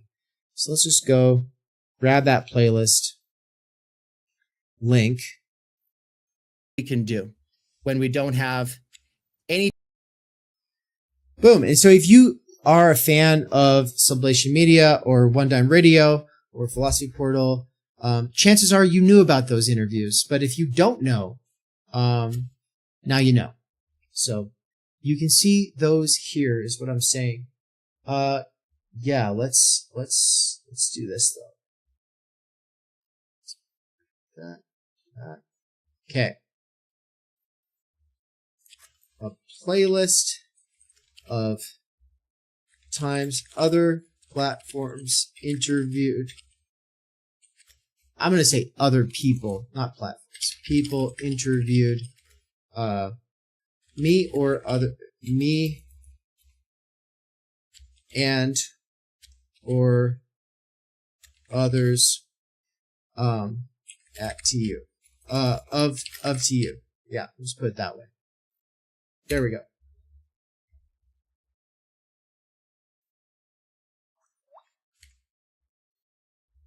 Curious what everyone else is up to right now. I'm curious if you're all just hanging out watching this or if you are actively doing something. And if you're actively doing something, let me know. I'm curious to know if you're also doing work. This is kind of work, isn't it? All right, but I got to close this thing out pretty quickly. And so I'm just going to touch on what happened. 2 things. First of all, somebody came into the Estranged Labor video that had damaged audio. It's getting reposted tomorrow, so stay tuned for that. But he said, Todd McGowan interviewed Haas and took him seriously, even validating his Marxism. Why don't you take him seriously too? I'm not smart enough. but I've always enjoyed infrared theory, so I'm always eager to see people more qualified take up the task. I for one would love to see this done well, like McGowan did. Okay. And so I said, first of all, I don't think I've ever said anything of Hawes in public, have I? Because like this person's kind of assuming that I have like some kind of a chip on my shoulder with Hawes, which is weird. Second of all, did McGowan really talk to him? I know Tut did recently, which was cool, but anyway, my issue with Hawes and his gang can pretty much be summed up in this post I made the other day. And I have it in quotes right here. Michael Parenti is a worldview cope salesman for people who think the working class movements of old could return to their former glory if only the masses learned to interpret history the way they do. I think, so that's my hot take, right? Just to reiterate, Michael Parenti, for those who don't know, is a Marxist-Leninist. And he is like an evangelical, fundamentalist, literalist preacher of Marxist-Leninism. Anybody who's had a Marxist-Leninist phase was probably into Michael Parenti. I was never a Marxist-Leninist. I always liked Marx. I've always been like, kind of sympathetic to the Bolsheviks, but also to the Mensheviks, and not really playing favorites because I think that it doesn't ultimately matter. Like, we shouldn't have to have some kind of a strong historical narrative because I'm not attaching anything I do to any old movement, especially not one that's associated with terror, genocide, famine, go down the line. And you could sit here and do the whole Parenti bro thing and say, oh, well, actually, they were the lesser evil in the moment. Oh, well, actually, they this, they that, blah, blah, blah. I know. I don't care. It's not the conversation we need to be having right now. I just do not believe that. If you do believe that, there's like 50 fucking channels for you on the internet. Go hang out with those people. Don't try to influence me. I'm doing what I know I need to do. And it's not something anyone else is offering. So anyway, then I say, I think Hawes falls into that, which is to say, you know, he's a worldview, hope salesman. It's copeology. And he thinks that if everyone would just interpret history the way he does, or could just see the light the way he does, oh, then everything would work out. Right? Okay. Doesn't mean that I think he's an idiot, nor do I think he's dangerous. Now that's the controversial part, is me saying that he's not an idiot and that he's not dangerous. It is controversial that I said that, because a lot of people think that he's both an idiot and dangerous. Or if not an idiot, then a sneaky genius who's up to no good. Anyway, I say, in fact, I think he's probably right about some things lost on most liberals. I wouldn't even be against talking to him if he ever wants to have me on. I bet he'd dig time energy theory, even if we might have some disagreements about his prioritization of politics and history. Anyway, so I took a screenshot of that because I wasn't going to, because the audio on that video was damaged, and so I made it private, and I'm reposting the video tomorrow. So I wanted to share this interaction so that people know what my official position on it is. And I put over that like a caption that says, like any political influencer who gets their audience into theory at all, I'm always down for a conversation. Okay. Well, I got pushback on this from Theo because he thinks that I'm equivocating Parenti and like Nazis here, which is a whole other thing. And I get into it. I will get into it on the patron only side of this call, of course, which will be happening pretty soon, by the way. So if you are a patron or subscriber, I hope to have you on, for the next follow-up stream, or at least you'll be welcome. I'll just put it that way. You'll be welcome. But also, I at the same time that I was getting that pushback from Theo, I was also getting pushback from Mandy. And I wouldn't say it's pushback. In either case, both of them are just giving their opinions. But I take it as a challenge because I want to be understood, and it's not easy to be understood when dealing with something like Marx. versus Marxism. And I'll just read a part of this. I said, I was challenged by Mandy to make explicit my position on Marx versus communism, why I think reading him is important, but am nonetheless not a communist. Why I think reading him is important, but am nonetheless shit, that's a terrible way to say that. Double negative. No. Why I think it's important to read him, but am not a communist.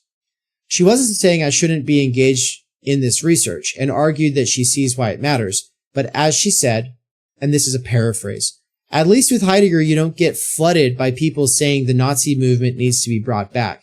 But as soon as you start reading Marx, you do get swarmed by people who start talking about the movement or saying that we need socialism, when what they really mean is communism. They just don't use the word because redeeming it is seen as more or less a lost cause. Yeah, which, by the way, I think that this is weird. Like, this is some internet shit. Most people in the real world, they either have positive or negative associations with socialism and communism, or and they don't make the distinction between the two. Like, that's some like you're way too in the weeds if you believe that this is a significant distinction. And I would say that applies to probably applies to a lot of people that I've had on this channel. It definitely applies to someone like Spencer Leonard, who's great, but he was like, oh yeah, communism, that's a lost cause. You can't use that word anymore. Socialism, though, we can use that word. And it's like, I'm sorry, why? Because Bernie had a fucking shot at it for a hot second? No. This word is now requilted with Bernie's failure. Like, this is, and there's no way that any interest in this word that came from Bernie translates in actual movement power towards of sort of 19th century vision for what for a sort of Leninist vision of social change. I'll just put it that way for now. And I said that's a paraphrase of that conversation, and she was much more careful than I am being. So please take it with a grain of salt. Point being, I think she's right. The study of being in time does not attract Hitlerites who argue against the historical narrative and assert that Hitlerism or some kind of fascism should be brought back. But the study of Das Kapital does, indeed, attract lots of comrades, in quotes, who are eager to plot revolution and rehash ancient debates. I hate it. That's the hardest part of working with guys like Chris Catrone, Tony from One Dime, Douglas Lane from Salvation Media, and Daniel Tutt. I both love talking to them and think that those conversations are necessary, but their followers rarely register where TU is coming from or how it's different. I can't blame them, because that would require some seriously obsessive working through our catalog of content. And if you already think you've got the situation figured out, along with the solution, and that all that is needed is some rhetorical rebranding, then yeah, why would that obsession be directed towards Theory Underground's long-form content, which is basically where it's all buried, right? Like, to really get, like, the kind of post-Marxism, post-old left, post-new left kind of critical, presupposition suspending, back to square one, trying to figure out everything, read all of the main tendencies, not just within, say, Marx, but outside of Marx, just through the world of theory and philosophy, then I get it. People have time, energy, fragility. People don't want to do that. People feel overwhelmed, and they think it's a distraction from what needs to be done because they think, oh, just do the revolution. That's all that matters. All right. But really quick here, I'm going to take a quick break and then come back to finish this thing out. And then we'll turn it over to the private side. So I'll be right back. We cannot do direct revolution, but the only way to lay the foundation for it is to do what you are doing to move the underground. It's a theoretically correct title. Welcome to Theory Underground, a place for workers with earbuds who are tired of the bullshit and just want to get down to it. Big ideas, rigorous thinking, and ultimately liberation from necessity. Research at Theory Underground focuses on what is most important for understanding our current situation: theory of the subject, capital, time-energy theory, critical media theory, CMT, and the most essential critiques necessary for understanding why the theory, ideology, and common sense of influencers left to right misses the mark. Theory Underground is coming to a city near you. Besides a commitment to publishing certain underground theorists and popularizing certain fundamental concepts, we have toured the United States and are touring Europe to promote our ideas, courses, and publications. You've been reading Underground Theory. Amazing book. I'm a publisher and an editor. I run and review books. Literally, it's my living. This is the best edited collection I've ever read. Okay, picture this scene. America, early 2021. An Amazon warehouse worker arises from the emerging underground theory internet scene to create spaces for untimely topics and concerns that are too often neglected or kept in isolation today. Joined by a revolving cast of underground theorists, academics, and critics, he establishes what will become Theory Underground, a teaching, research, and publishing platform by and for working-class intellectuals, autodidacts, and academics who want to do more than they're able to do within the confines of academia. That warehouse worker's name is David McKerracher, and his book Time Energy is his first major contribution to the world of theory. It was recently reprinted with a foreword by none other than Slavoj Žižek, who also contributed to Theory Underground's latest book. My Bible, it's an excellent book. A collection of essays called Underground Theory. What you just heard is an excerpt from the Strange Exiles podcast, episode 23, where Bram from Strange Exiles interviewed me and Mikey. For those who don't know, Mikey is the author of the Dangerous Maybe blog. We are publishing one of his books here shortly at Theory Underground. He's also a lecturer at Theory Underground, and he's someone I've been friends and a collaborator with for over 10 years. But most importantly for you all, he's a fantastic lecturer, and it's a crime that he has to do wage labor right now. One of the long-term goals of Theory Underground has been now for a couple of years to hashtag free Mikey. That is something that I've been really pushing, but first, obviously, I have to get freed myself, so the two of us are able to do this because, as Mikey said, build it and they will come. Well, I tried and I built a website and platform. I had my own app and everything, but it's been really buggy and it's more than one person can handle, and that's, a really good lesson for me. And so for now, what we're doing is moving it to a temporary intermediary platform until we are able to get some more serious funding. And ultimately, we want to be in a place like this, a real brick and mortar digital nomadic mecca where people can come from all over the world. But also, the app was really expensive, and so by quitting it, I am now able to save a lot of money, and with the help of my patrons and the students at Theory Underground, especially the monthly subscribers, I am officially able to quit Amazon and do Theory Underground full time. So thank you so much, everybody. This is one huge step forward. My way of giving back to everybody is by promoting everyone who is at a current tier to the benefits of the tier above them as far as subscribers go, and also rolling out a new lower tier. And so check out the tier subscription setup. And if you're not interested in taking the courses or what's being offered for subscribers and you want to support anyway, check out the Patreon. Finally, just stay tuned for more information on the tour in Europe during the month of May 2024 and the conference in Mexico during the last weekend of October 2024.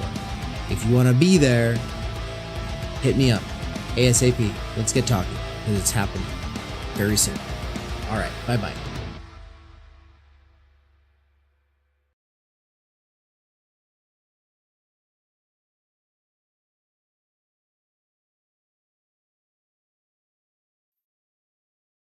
I'm back. What's up, everybody?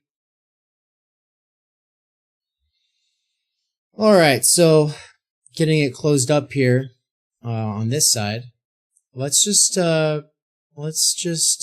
figure out, what do we got to say to close this thing out? Well, there's a couple more updates about things to come that I want to touch on, and then we'll take it to the Patreon on the side. Okay. So let's bring it back to the screen where I am sharing with you all. Boom, boom, boom, boom. Okay. Here's the quick breakdown of some of the epic events that are going to happen soon. April 12th, Exegetical Reading Marathon live stream of This Life, Secular Faith and Spiritual Freedom.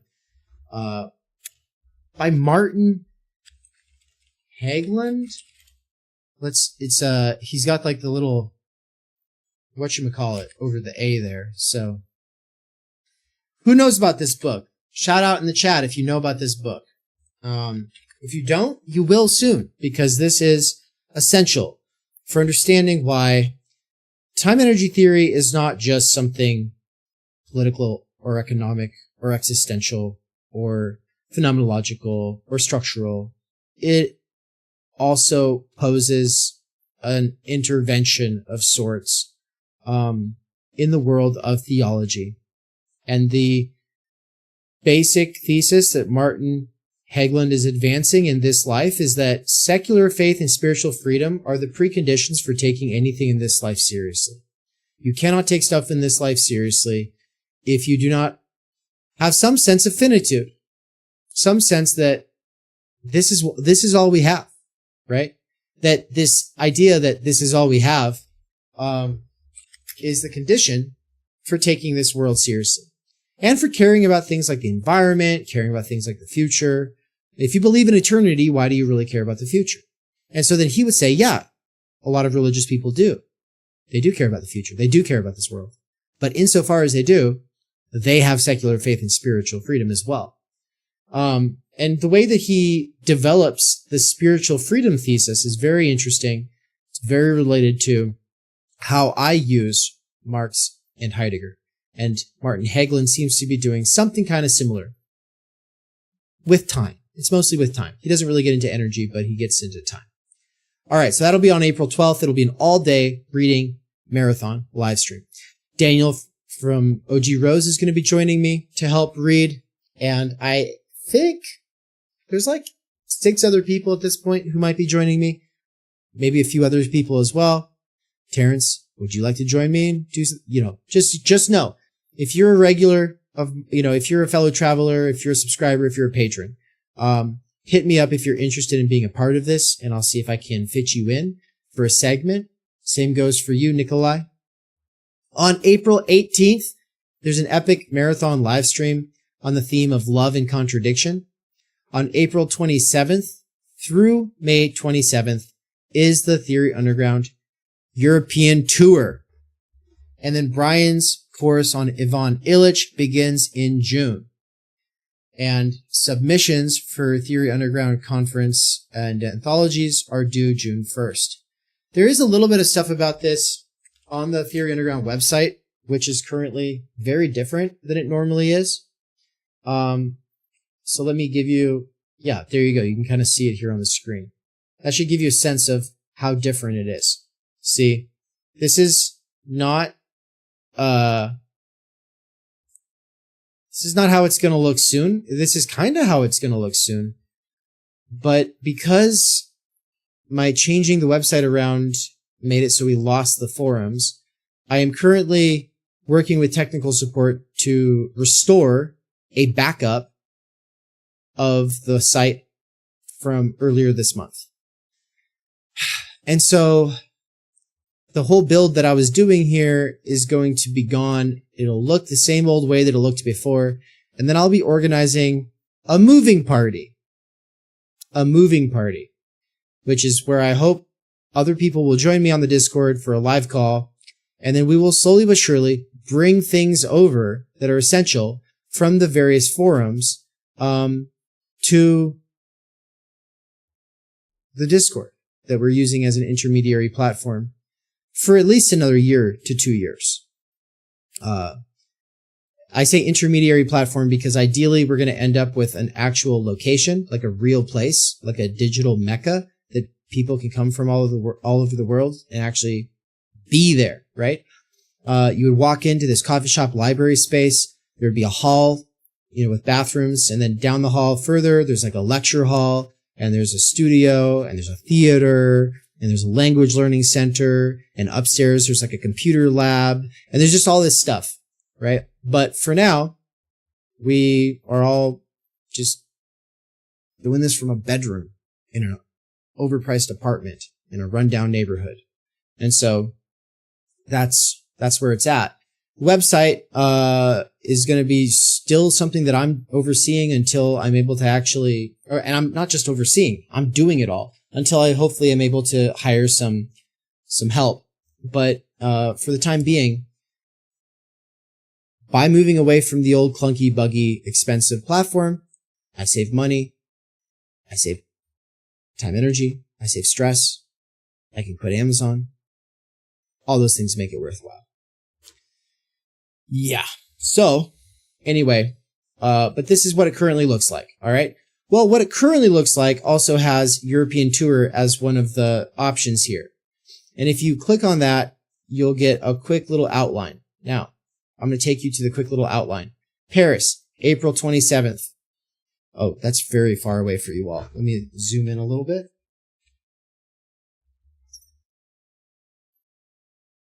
Paris, April 27th, a private salon on the Absolute and Time Energy.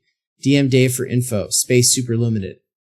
Brussels, April 29th, and May. So actually, I'll be there April 29th through May 3rd, but the actual events are going to be April 30th and May 2nd. A private salon on Time Energy and the Commons. DM me for info, Space is Super Limited. Berlin, May 10th, will be at the Psychoanalytic Library from 7 to 9 p.m. And we're going to be doing some kind of like an open discussion, interview, workshop.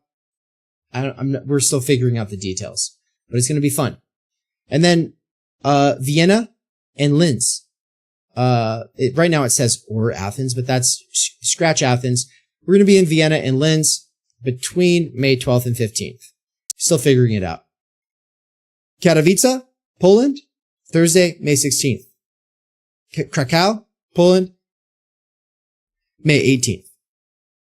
Glasgow, Scotland, May 22nd. And then London, all I can tell you for sure right now is that we're doing something really cool with Helen Rollins and Nina Power and a couple other people at a place that is yet to be announced, but it's more or less coming together and the venue is booked, and that will be on May 24th in the evening. Not exactly sure on the time just yet. Still nailing out details, but that's the important stuff. Those are all fixed dates. The times are a little variable. You'll want to be in those cities the morning of those days, if not the prior days to those events. Okay, that's the main thing. Same thing goes for the Theory Underground Conference. It's coming together. So, TUCon 2024 is a conference that will take place October 24th through the 27th in Mexico. Participants will share a house for 3 days. This isn't going to be a rager or a crazy party, but an opportunity to present on your research and get to know others who are involved with Theory Underground. There will be lots of long breaks throughout the days, so you can go swimming, to the ocean, for food, etc. Room plus conference fee, if you want to stay at the main venue, is only $250. Spaces are limited. If you would prefer to stay at your own Airbnb or hotel nearby, then the conference admission fee is only $75. If you're joining virtually, then the admission fee is $50. And the thing is, that's way cheaper than most people are experiencing. If you get academic funding to go to conferences and stuff, and you can get more than that, then I hope that you'll use the rest of it for per diem. The flight is going to be the most expensive part, but even the flight's not that expensive if you buy it pretty far out in advance. So all you need to know is that it's happening October 24th through the 27th. So you'd probably want to arrive early on the 24th in the morning and leave on the morning of the 28th. And it'll be in Puerto Vallarta, Mexico. Now, that's a beautiful city. It's a great place to be. It's on the ocean. It's very easy to get to. But I I don't know that I'm going to recommend buying the tickets until June, because I think they'll probably be cheaper in June. Like if you buy them too far out, you actually don't save money. You want to be, you know, a bit closer. Also, you'll want us to have secured the actual space. Once we've actually secured the space, I think that'll be a good time to go. That's the main stuff, everybody. Like, those are really important updates, I think. I'm not sure who's actually going to come to any of these things, but we've got a small handful of for sures on every one of these stops on the tour at the conference. And the small number of people who are for sure is enough for me to know it's going to be awesome.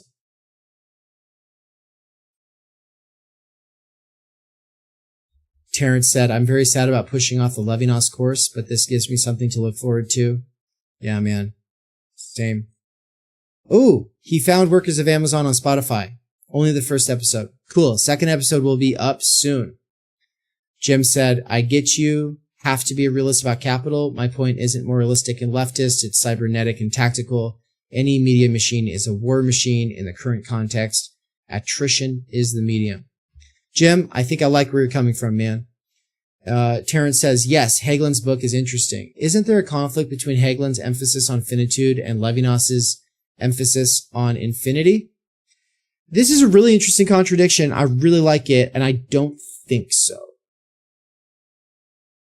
Like, I think the infinity of the other is not that the other is going to live forever.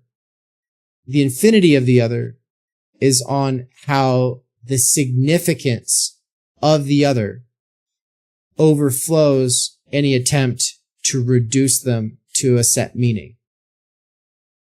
And the infinity of the other, excuse me, has to do with how it's not just like, oh, everybody is holding on to different parts of the elephant, and if we all talk together, then we'll be able to figure out what the elephant is or whatever. It's that we're all holding pieces of different elephants. Almost like that. The point is like interpretation goes all the way down. And the only real ground of anything is the infinite obligation we have to one another, which is based on the spiritual freedom that Martin Hageland is talking about, which would be because we are precarious, because we are vulnerable to death, to the elements, because we are dependent on others and we are vulnerable and precarious just as human beings. There is this sort of baseline, responsibility to be hospitable and to, I'm not going to say like Judith Butler, oh, we have to be kind, and we have to empathize with the marginalized, and we have to center them in all of our discourse, and we have to try to construct a public sphere that would specifically highlight those who have been historically put. Oh my God, it's just like this rad lib shit. It's fine, whatever. But that's not Levinas. That's not what he means by our infinite obligation to the other. Our infinite obligation to the other is not to reduce every concrete other to some giant totality, or something that we can scapegoat, to downplay, disavow, dismiss, disabuse, because of our, totalizing fidelity to some big other, right? Of course, he doesn't put it in those terms, but these are the terms that I would use just right now. But thinking Hageland and Levinas is a really important project. Thinking Levinas vis-a-vis the whole conversation about Hitler versus Stalin, that whole Nazism, communism, like that what I was just reading up above, like getting into any of that, that's what Levinas is essential for, right? Marxists have historically done a terrible injustice to Levinas, and it's just because his project was not focused on the human per se. He wasn't focused on singular human experience. He wasn't focused on the existential human experience. He was focused on what he was focused on, and he bracketed out a lot on his mission. And it's important what he did do, but what he brackets out is some of the most important stuff about human beings. And if you miss that, well, no wonder your fucking movement ends in shit, right? Julia Kuznick in the chat, what's up? Says, surprised for Poland to be there. Def gonna be. Awesome. Stoked to see you, Julia. Which of the two stops? Or both? Yeah, which ones do you mean? Krakow or Katowice? Hope to see you at both. Ian says, very fun. Puerto Vallarta is dope. Terrence is potentially interested in engaging in or participating in the exegetical reading of this life. Hell yeah, everybody. Terrence says, that makes Hagelin's finitude a base level concept of mortality and precarious life. Yeah, and I think you'll see this once we get into totality and infinity. The radical precarity and finitude is, in a sort of sense, one of the conditions of everything that he's doing. And so it's like, no, someone needs to write about Levinas on infinity and finitude. Like, towards the end of the book, you find out, like, the child is the only real way that we live beyond ourselves.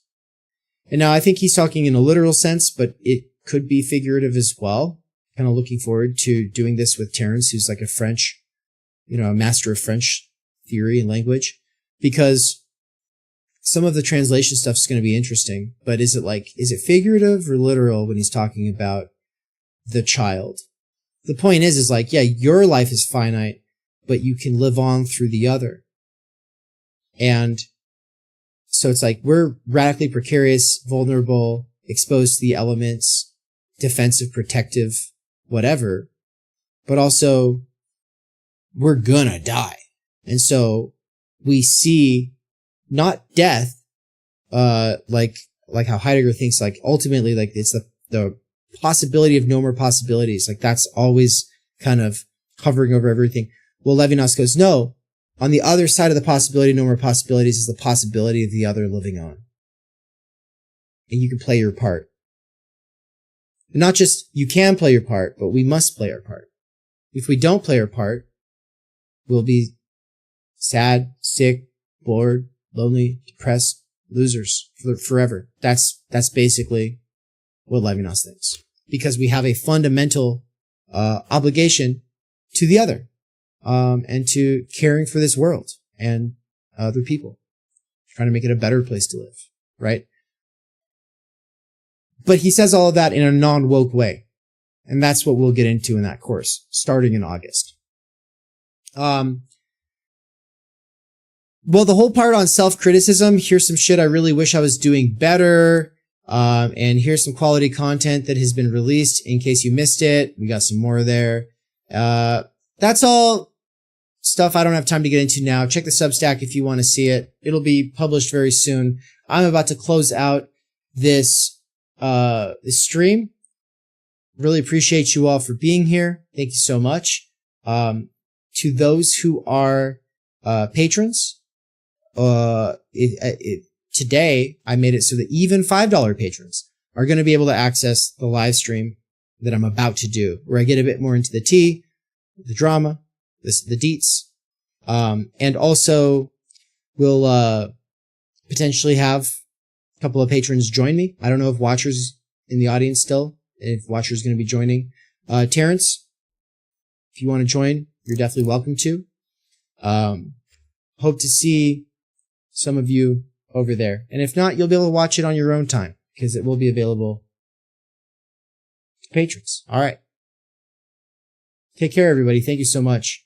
This has been a delight. Great time talking. Kind of helped me figure out what the hell is going on. Oh yeah, tomorrow, for subscribers, CMT and CDT subscribers are going to want to attend tomorrow's lecture. Benjamin Studebaker is doing a special lecture on ancient Greek and Chinese thought and how it relates to time energy. Peace. We cannot do direct revolution, but the only way to lay the foundation for it is to do what you are doing to move the underground. It's a theoretically correct title. Welcome to Theory Underground, a place for workers with earbuds who are tired of the bullshit and just want to get down to it. Big ideas, rigorous thinking, and ultimately liberation from necessity. Research at Theory Underground focuses on what is most important for understanding our current situation: theory of the subject, capital, time-energy theory, critical media theory, CMT, and the most essential critiques necessary for understanding why the theory, ideology, and common sense of influencers left to right misses the mark. Theory Underground is coming to a city near you. Besides a commitment to publishing certain underground theorists and popularizing certain fundamental concepts, we have toured the United States and are touring Europe to promote our ideas, courses, and publications. You've been reading Underground Theory. Amazing book. I'm a publisher and an editor. I run a review of books. Literally, it's my living. This is the best edited collection I've ever read. Okay, picture this scene. America, early 2021. An Amazon warehouse worker arises from the emerging underground theory internet scene to create spaces for untimely topics and concerns that are too often neglected or kept in isolation today. Joined by a revolving cast of underground theorists, academics, and critics, he establishes what will become Theory Underground, a teaching, research, and publishing platform by and for working-class intellectuals, autodidacts, and academics who want to do more than they're able to do within the confines of academia. That warehouse worker's name is David McKerracher, and his book Time Energy is his first major contribution to the world of theory. It was recently reprinted with a foreword by none other than Slavoj Žižek, who also contributed to Theory Underground's latest book. My Bible, it's an excellent book. A collection of essays called Underground Theory. What you just heard is an excerpt from the Strange Exiles podcast, episode 23, where Bram from Strange Exiles interviewed me and Mikey. For those who don't know, Mikey is the author of the Dangerous Maybe blog. We are publishing one of his books here shortly at Theory Underground. He's also a lecturer at Theory Underground, and he's someone I've been friends and a collaborator with for over 10 years. But most importantly for you all, he's a fantastic lecturer, and it's a crime that he has to do wage labor right now. One of the long-term goals of Theory Underground has been now for a couple of years to hashtag Free Mikey. That is something that I've been really pushing, but first, obviously, I have to get freed myself, so the two of us are able to do this because, you know, as Mikey said, build it and they will come. Well, I tried and I built a website and platform. I had my own app and everything, but it's been really buggy and it's more than one person can handle, and that's, you know what, a really good lesson for me. And so for now, what we're doing is moving it to a temporary intermediary platform until we are able to get some more serious funding. And ultimately, we want to be in a place like this, a real brick and mortar digital nomadic mecca where people can come from all over the world. But also, the app was really expensive, and so by quitting it, I am now able to save a lot of money, and with the help of my patrons and the students at Theory Underground, especially the monthly subscribers, I am officially able to quit Amazon and do Theory Underground full time. So thank you so much, everybody. This is one huge step forward. My way of giving back to everybody is by promoting everyone who is at a current tier to the benefits of the tier above them as far as subscribers go, and also rolling out a new lower tier. And so check out the tier subscription setup. And if you're not interested in taking the courses or what's being offered for subscribers and you want to support anyway, check out the Patreon. Finally, just stay tuned for more information on the tour in Europe during the month of May 2024 and the conference in Mexico during the last weekend of October 2024. If you want to be there, hit me up ASAP. Let's get talking, because it's happening. very soon. All right, bye-bye.